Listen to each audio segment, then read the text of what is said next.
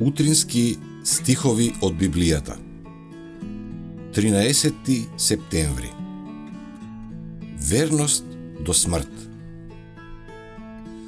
Тогаш Павле одговори: Што правите? Зошто плачете и ми го кинете срцето? Јас сум готов не само да бидам врзан, туку и да умрам во Ерусалим за името на Господа Исуса. Дела апостолски 21:13. За време на Павловото последно судење пред Нерон, императорот бил толку силно импресиониран од силата на зборовите на апостолот, што ја одложил одлуката за случајот, ниту ослободувајќи, ниту осудувајќи го обвинетиот Божи слуга. Но императоровата омраза кон Павле наскоро се вратила. Не минало долго и Нерон ја објавил одлуката, со која Павле е осуден на маченичка смрт.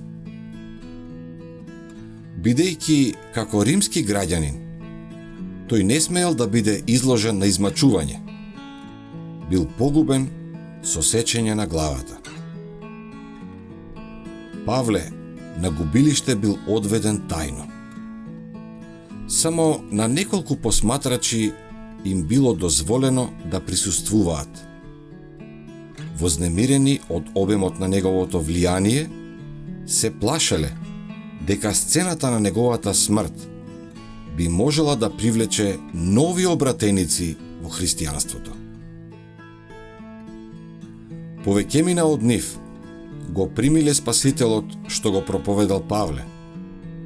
И кратко потоа и тие ја запечатиле својата вера со својата сопствена крв.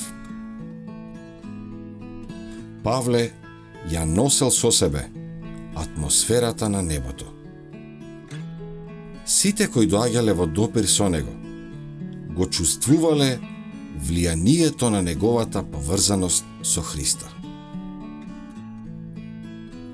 Фактот дека неговиот живот беше олицетворение на вистината што тој ја објавуваше, му даваше сила и убедливост на неговото проповедање. Тука лежи силата на вистината. Големата и славна иднина од другата страна на гробот. Апостолот не ја гледал со неизвестност и страф, туку со радосна надеж и со жедно очекување.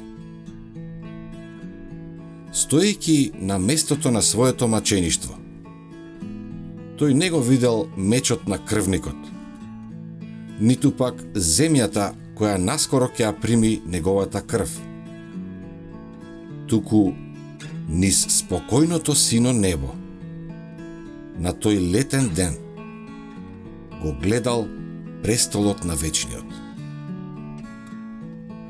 Павле имал осведочување во себе си дека неговата душа е скапоцена во очите на неговиот откупител.